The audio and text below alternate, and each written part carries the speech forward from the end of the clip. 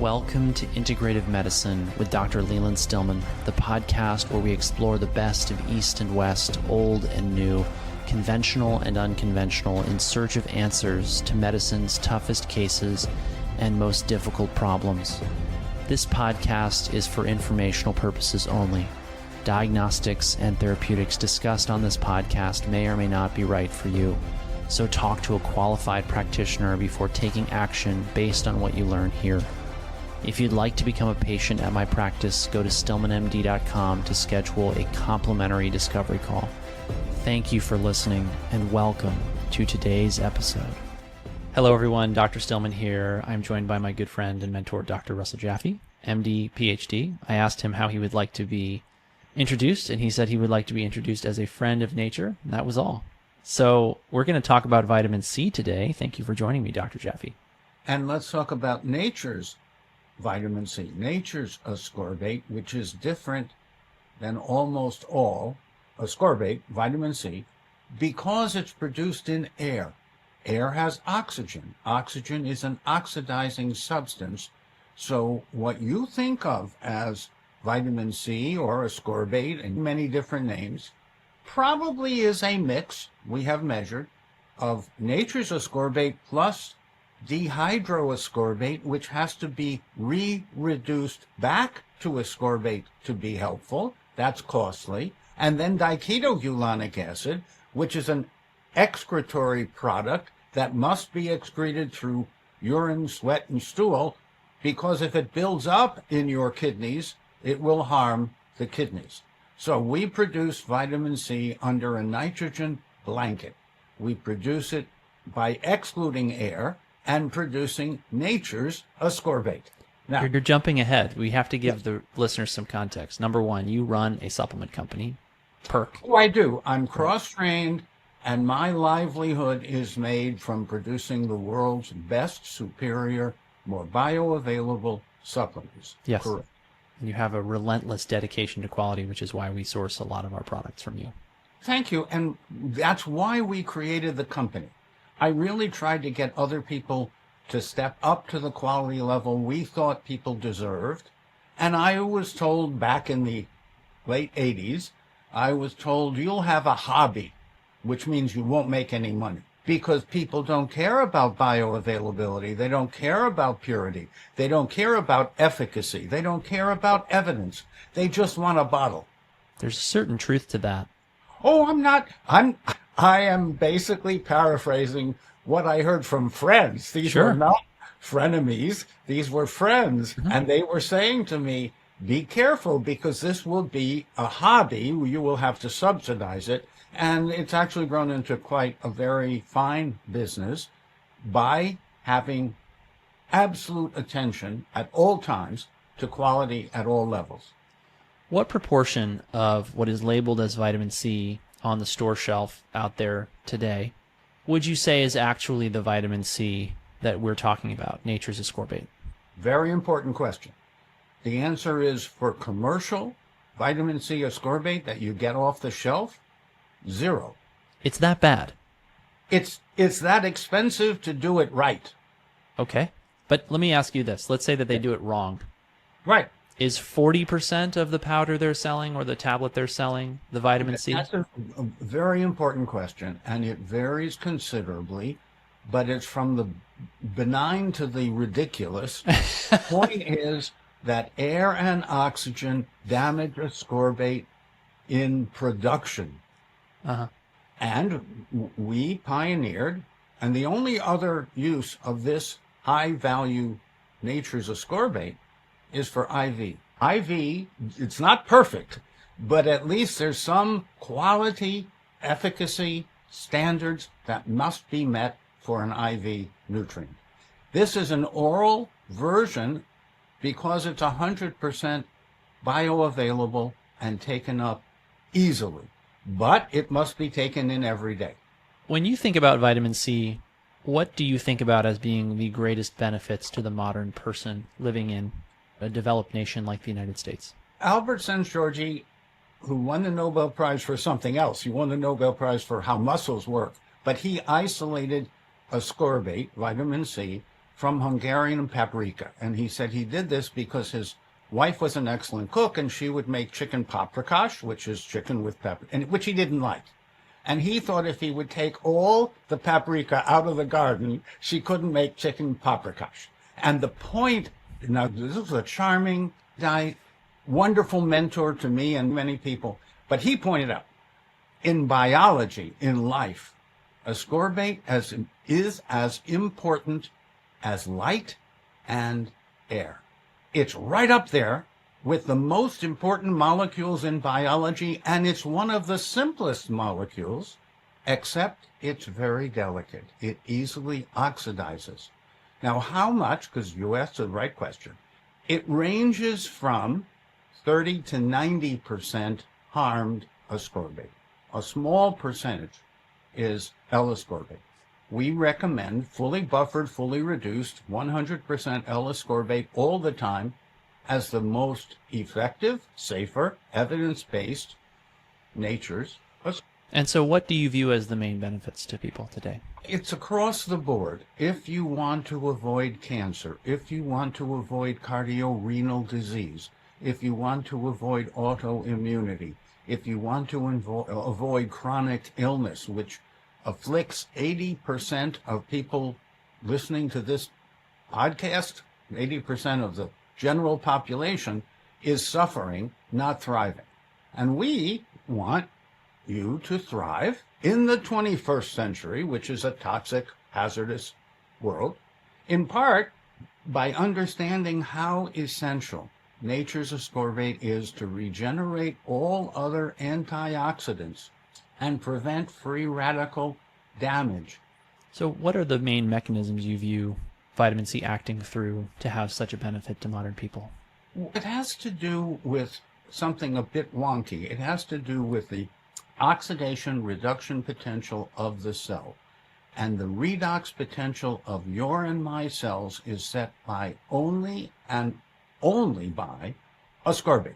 So if you take in as much of nature's ascorbate as you need, based on a C cleanse or however you determine it, you will have a low redox potential.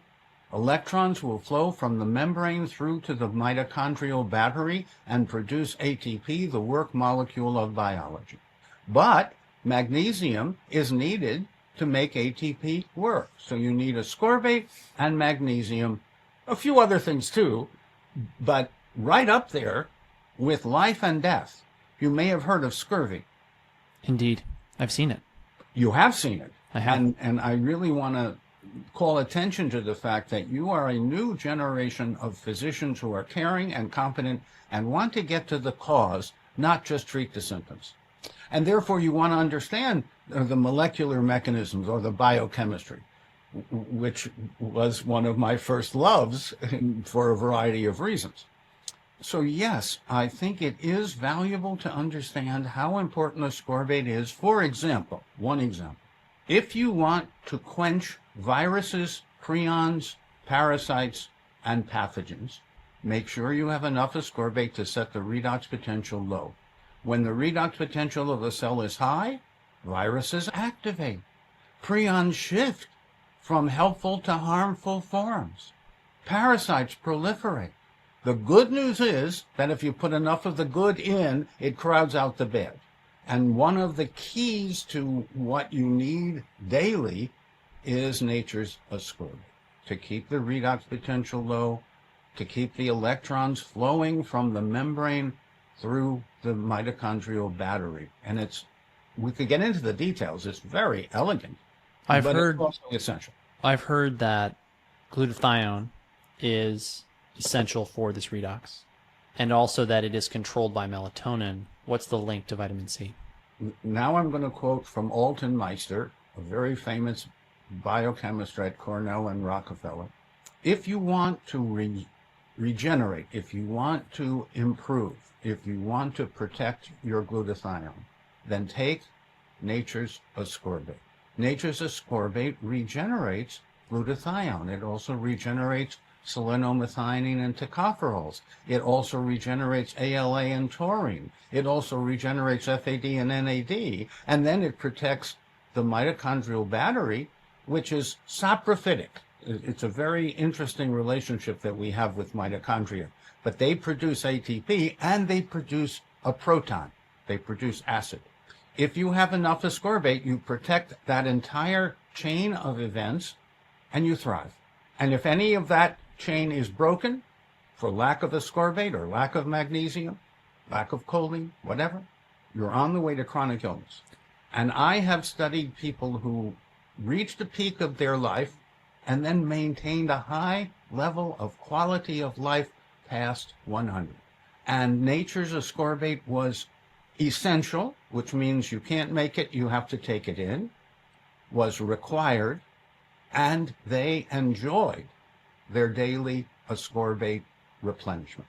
When it comes to all the other molecules you mentioned, vitamin C regenerating, do I understand you to mean that there is a major role for vitamin C supplementation to maintain the levels of these nutrients, and a minor role for those nutrients themselves, either through supplementation or the diet? Again, astute question. If you have ascorbate continuously regenerating and protecting all these other antioxidants, they're fine. If you try to chase one, I'll give you an example that you're familiar with. Glutathione is not taken up by cells. Cells take up amino acids and dipeptides. They exclude tripeptides and larger for a lot of good reasons, it turns out. So, if you take oral glutathione, it has to be broken down in your digestive tract to the amino acids, and it's a very expensive way of taking amino acids. If you want, you could take the 3 amino acids that make up glutathione, and that with ascorbate will regenerate, will create, will protect, will recycle glutathione. You mentioned pH in there, and I know your vitamin C is formulated to optimize the body's pH. Can you talk a little bit about how you did that and why that's so important? You don't want to take ascorbic acid. You do want to take a fully buffered, multi-mineralized vitamin C, nature's ascorbate, because whether you need 1, 10, or 100 grams of ascorbate, you need minerals to go along with that ascorbate. That's why it's fully buffered and why we include calcium, magnesium, zinc, and potassium in a balanced form. So whether you need 1, 10, or 100 grams, you get the minerals to activate the vitamin C in certain pathways. What happens if we, say, chronically consume an acidifying diet or use supplements that are acidifying the body to the body's internal chemistry and nutrient stores? Then you create metabolic acidosis, which means the loss of the proton gradient in the cell, the loss of ability to make ATP in abundance in the cell, the lack of ATP activation in the cell, and metabolic acidosis is epidemic. And you can check easily with your morning urine after rest. So after 6 hours, the fluid in the bladder equilibrates with the lining cells, and you get 1 time a day the accurate measurement of whether you do or don't have metabolic acidosis. Your urine pH should be 6.5 to 7.5, and that means you need 2 doses a day of magnesium with choline citrate, and you need ascorbate, we think, ideally based on your weekly C cleanse, because the amount of stress and toxins you get exposed to varies week by week. So we recommend, generally on a weekend, spend an hour or 2 doing a C cleanse correctly, and then you gate the amount, you determine the amount of ascorbate you need on a daily basis based on your weekly C cleanse. People might ask why we would need or benefit from such large doses of this vitamin. Say, making an argument from one or more perspectives of this all sounds good, but why do we really need these doses, particularly in our modern world? What do you say to people who have that objection? I point out that the 21st century is a radically different time than even the 20th century. The number of toxins, hormone-disrupting forever molecules, solvent residues, toxic minerals, mold products, and radioisotopes, all of them are nutrients that require more antioxidants, especially nature's ascorbate, because we are marinating in a sea of toxins. And just recently, something we've been talking about for many years has become very au courant, which is microplastic. So I want to reduce by 80% your exposure to these toxins, and I want to increase your body's ability to get rid of the toxins through good hydration, through kidney, sweat, urine, breath, practicing a meditation or a mindfulness practice to relax and de-stress yourself. Then the ascorbate goes further. You will need more ascorbate if you don't practice life enhancement, and you will need less ascorbate if you do. We focus on total toxic burden as one of the key drivers of disease. You'll take, say, 10 patients, 2 of them, very little effort to restore to vitality. 4 of them, more effort. Another 4, even more effort. 2 may really struggle. We come back to the total toxic burden always, as well as stress, which factors into that, as the key differentiator between patients in terms of who does very well very quickly with relatively minimal input and those who struggle. What are your thoughts on how vitamin C plays a role in moving people forward from that very toxic place to a lower toxic, total toxic burden?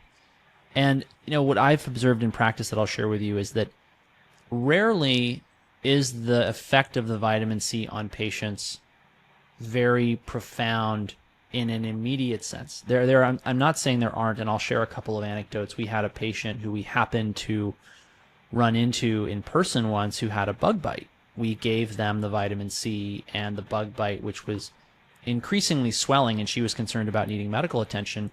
It shrank by 50% in a matter of hours. She was amazed.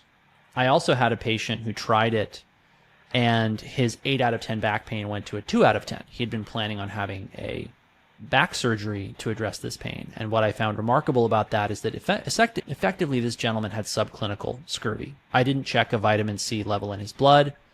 I didn't do any kind of other... It's hard to measure vitamin C accurately in the blood. It can be done for research purposes and others, but you can determine chronic scurvy, which he had, from history. In the end, the real proof of the pudding is in the eating. Aha! And what I was getting at is that we do have the occasional case of just profound improvements. And that's why whenever someone is sick, whenever someone has an acute injury, an acute illness, the first thing we reach for is vitamin C, nature's ascorbate, as you like to call it.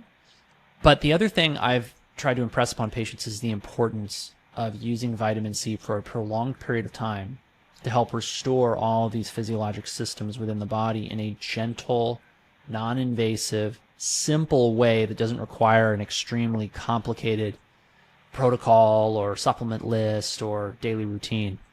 And I'm curious your perspective on long-term and also some specifics. It's all well and good to say, well, vitamin C helps us minimize or mitigate our damage induced or incurred or suffered from microplastics, but how does it do that? Ascorbate, among other remarkable features, stimulates repair of your infrastructure, your connective tissue, your collagen, elastin, and glycosaminoglycans.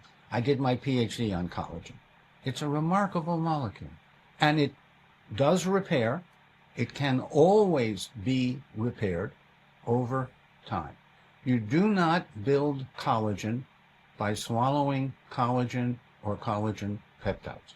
You only build collagen where and when it's needed if you have enough ascorbate to activate the fibroblasts, the dendritic cells, the wiggly cells that touch every other cell in the body, and when something is worn out, they replace it. And they synthesize and put in place healthy, new collagen, elastin, connective tissue. But that takes tincture of time. This is a marathon, not a sprint. Yes, occasionally people will say, God, I'm better. We're grateful for that.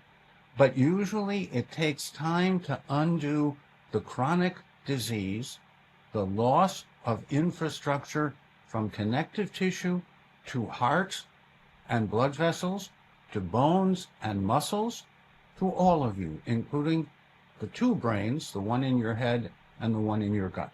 And they communicate continuously through the vagus bidirectional highway, which when I was a young physician, we were taught the vagus nerve comes from the brain to the body. It doesn't go back, because we didn't understand how it really works.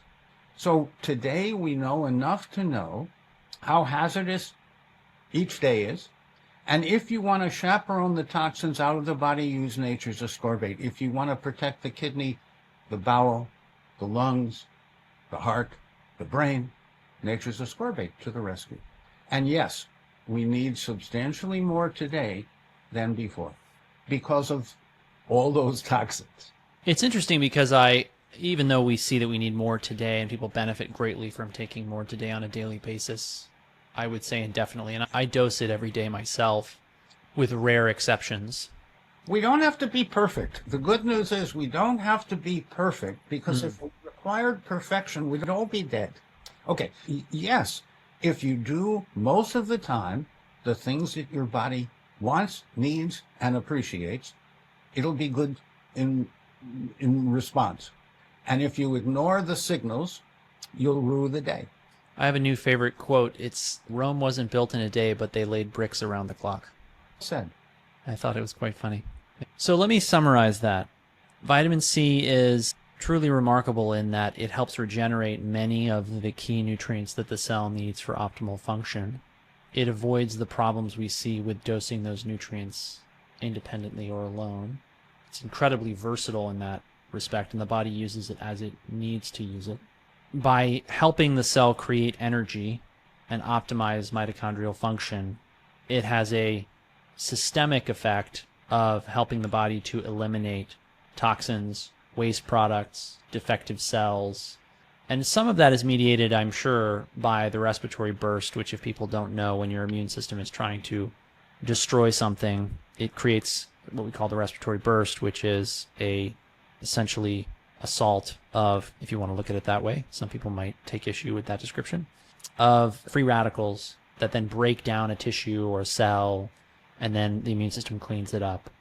So it does all of this, and it helps produce and repair the body's connective tissue structure in a way that is often the missing link in connective tissue and structure in the body in the modern age. Is that a fair summary? Said. Okay. Did I miss anything? No, but I do want to reinforce the notion that ascorbate wraps around toxic minerals. It wraps around microplastics, and it chaperones them out of the body. Now, water-soluble things come out through urine, sweat, and stool. Microplastic is lipophilic. It's fat-loving. So there we use low-temperature saunas to mobilize the sweat oils that include lowering your microplastic burden. So you can avoid getting exposed, and then you can get it out of the body, but you have to understand the difference between fat-soluble and water-soluble. Interesting. You mentioned some other nutrients, magnesium, choline citrate. Let's talk about how those play with vitamin C. Yes. In order for ascorbate to work, it has to work through ATP. Every ATP molecule requires one magnesium molecule to activate it. Otherwise, it doesn't work. So magnesium is nature's calcium channel blocker. If people had enough magnesium, we could avoid $1 billion a year of calcium channel blocker medications, because they do lower blood pressure, but at a cost. And nature's calcium channel blocker is uptake enhanced. You triple the uptake of magnesium when you combine it with choline citrate. Let's talk more about that. This is very important. This is very important. There are things called ion channels. There's an ion channel for sodium and potassium. There's an ion channel for calcium and magnesium. But interestingly, it's a very delicate ion channel, and it saturates at 1/3 of what you put in.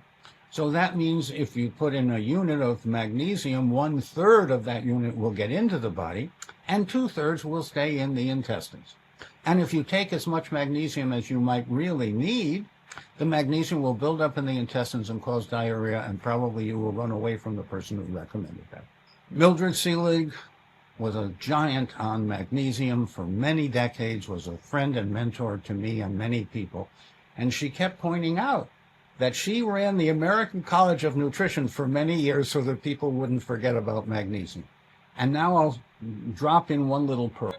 If your serum magnesium, this is easily measured, but rarely measured, if your serum magnesium is in the lower half of the usual lab range, you're deficient. And if you're in the upper half of the usual magnesium range, you're sufficient. This is called CLMD, chronic latent magnesium deficiency, defined by Ron Aline, my colleague and friend, probably 15, 20 years ago, and has been multiply proven in young and older people that you triple the uptake of magnesium when you include choline citrate.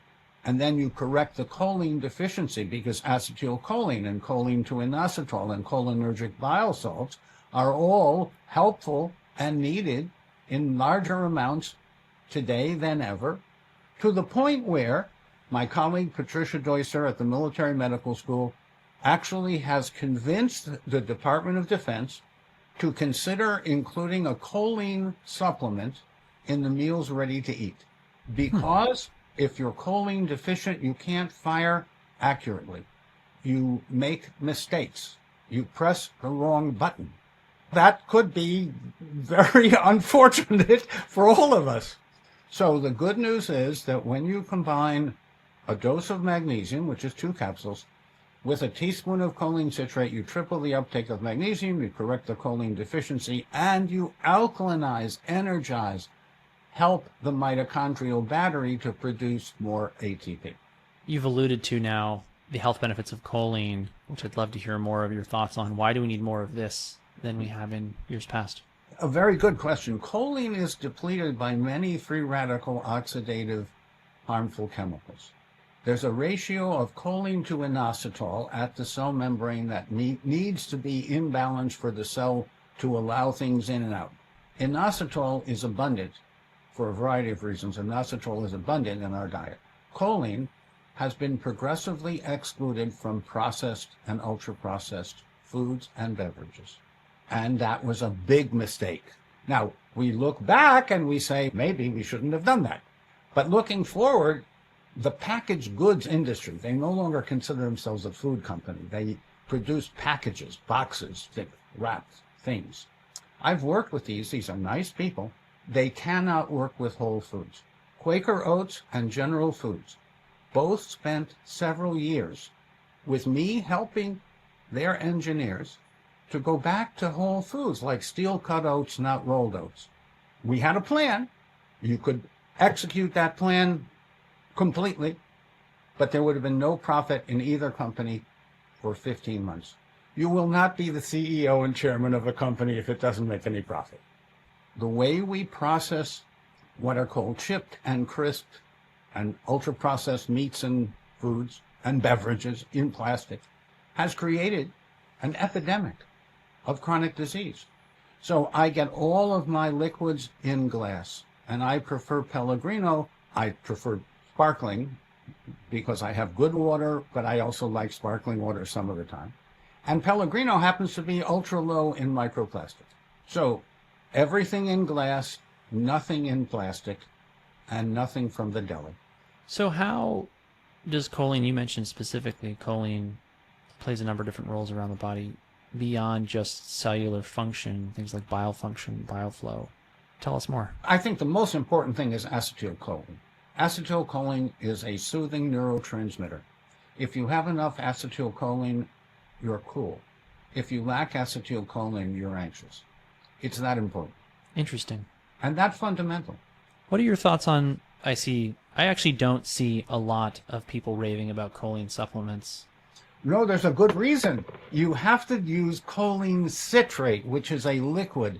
If you take any other form of choline, it doesn't really have bioavailability. It doesn't really get into your body. There's a lot of different versions of choline that are being sold as supplements, and at best they're placebos. Why does the citrate molecule matter so much as a complex with the choline? And now we go to Sir Hans Krebs, the man who discovered cycles. Biochemistry before Hans Krebs was linear. After Hans Krebs, it was cycles. Now, he identified the first, the citric acid cycle.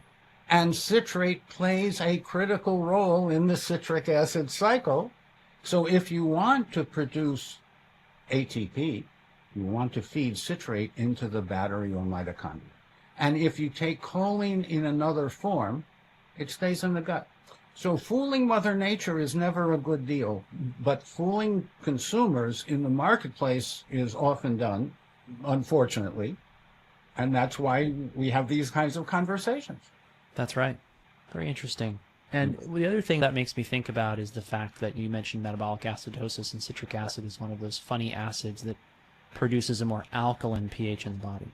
Paradoxically, but yes, this goes again back to the Krebs cycle. You take in and you work through the cycle to generate ATP and a proton. If that proton builds up in the mitochondria, it'll shut the mitochondria down. It's called acidosis. So the mitochondria gives the cytoplasm, gives the cell the ATP, and accompanies it with a proton. Now you need citrate to alkalinize the environment, and you need choline and magnesium to help get rid of that extra acid proton. That's the definition of metabolic acidosis. If you want to know whether you have metabolic acidosis, check your urine pH after rest. What's fascinating about this is that I've noticed in the acid-alkaline debates online in the functional medicine, integrative medicine space, very few people actually get to this level of detail. But what is interesting is that, from what I can tell, what matters about whether or not the food drives the urinary pH down, and for people who don't know, the short list of things that drive your urinary pH down are alcoholic beverages, meats. The redder the meat, generally the more acidifying it is. I believe fish are less acidifying, but still so.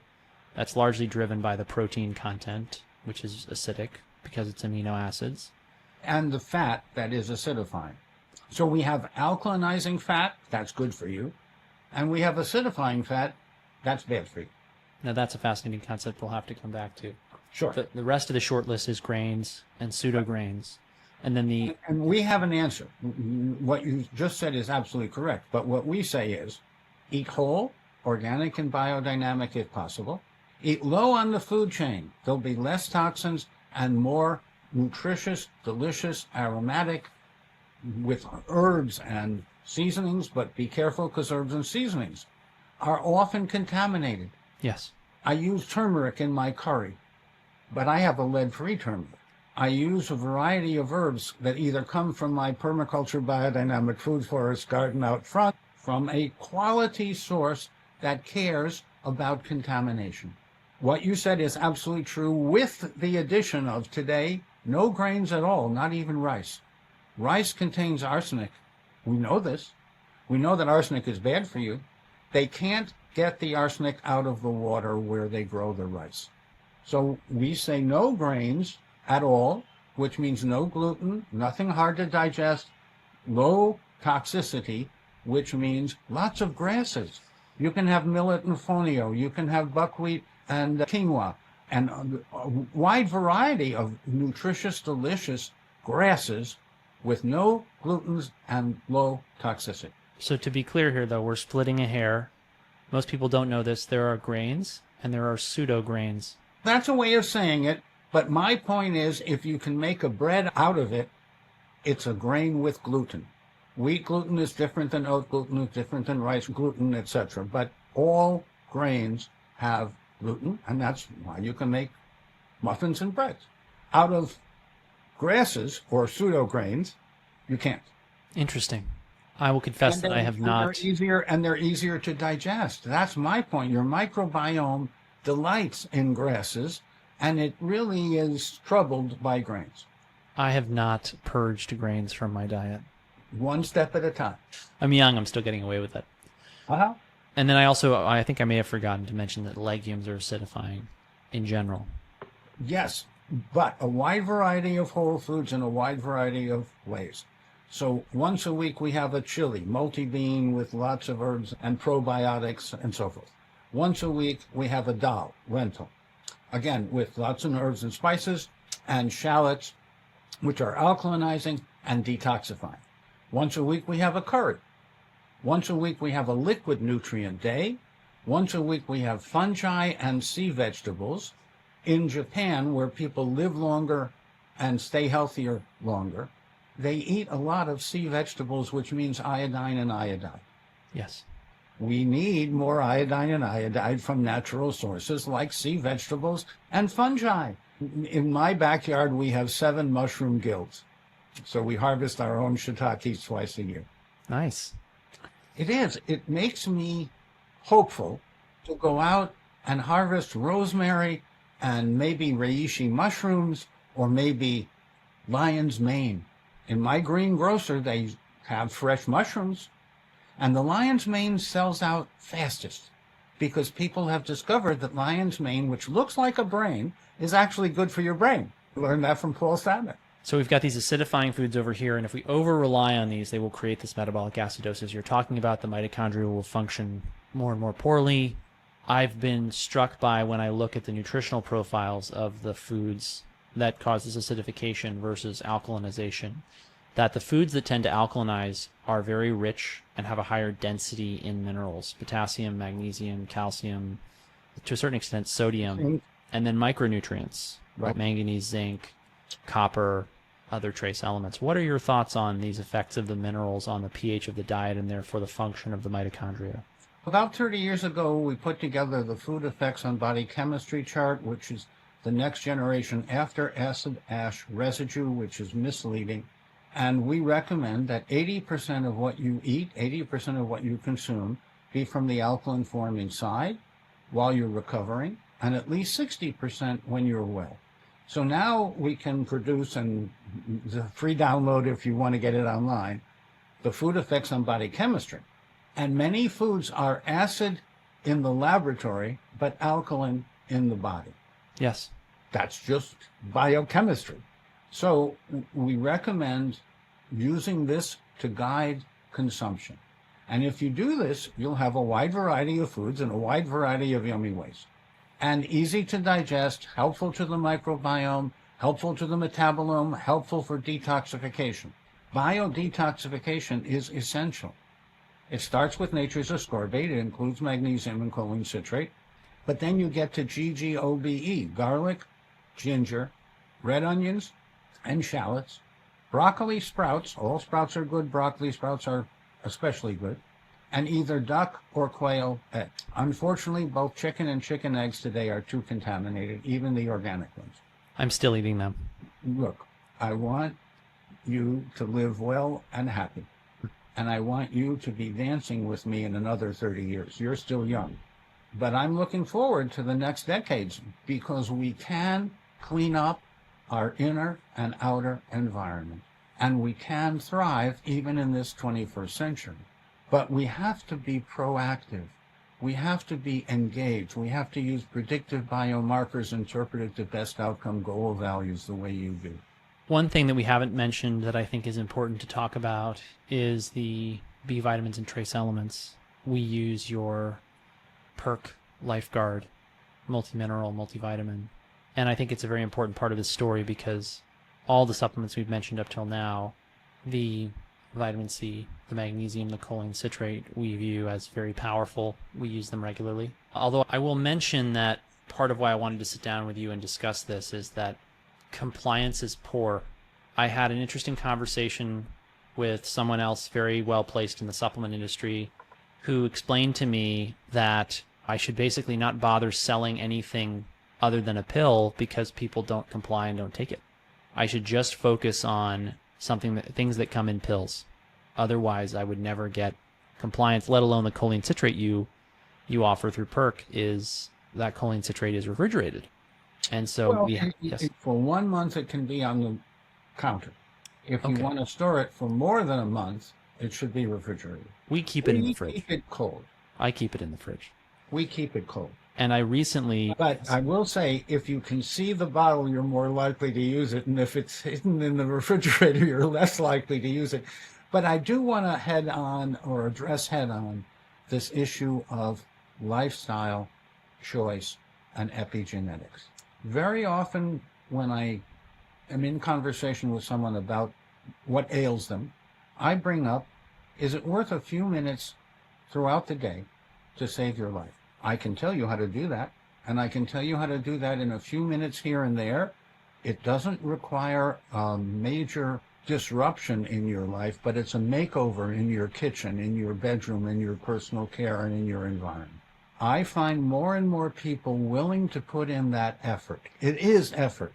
And I'm in the industry, as you correctly said, but I view us as a lifestyle company wanting people to live long and joyfully, including needed supplements, but the supplements have to come after the cooking pot. They have to come after the activity, mental and physical and emotional. For those who are ready, we are ready. For those who say, we need more studies and evidence, we actually don't. We have among the most successful outcome studies in type 1 diabetes, type 2 diabetes, fibromyalgia. These were 6 months long, properly controlled. We've done a double-blind placebo-controlled trial of our LifeGuard Tabsule. We had to invent a novel delivery system. And with regard to B-complex, it should be complete B-complex. And it turns out all the B vitamins need to be regenerated by ascorbate. Interesting. That I've not heard of. They're all antioxidants, and all antioxidants need to get regenerated by the maternal sacrificial antioxidant known as nature's ascorbate. The doses you used in your multi-mineral multivitamin, would you briefly touch on why you formulated it the way that you did with what are on the high end of doses compared to what people consume on a daily basis? To be specific, if you take an entire bottle of Theragram or One A Day or Nature's Made, an entire bottle, it will have less bioavailable nutrition than 2 of our LifeGuard Tabsules. What I used to do as a demo was open a bottle of the other competitor, pour it into a big glass, and point out that 2 of our LifeGuard Tabsules have more bioavailable nutrition than the entire bottle, making that a very expensive placebo. Now, daily values and RDAs were designed to tell you how much you needed at a minimum. They don't tell you how much you need to be optimum.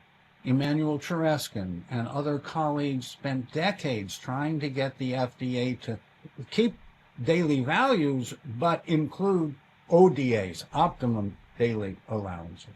Right now, the methodology that FDA uses to measure how much magnesium and how much zinc and how much certain other nutrients that you need is clearly and universally agreed to be below the human need for survival.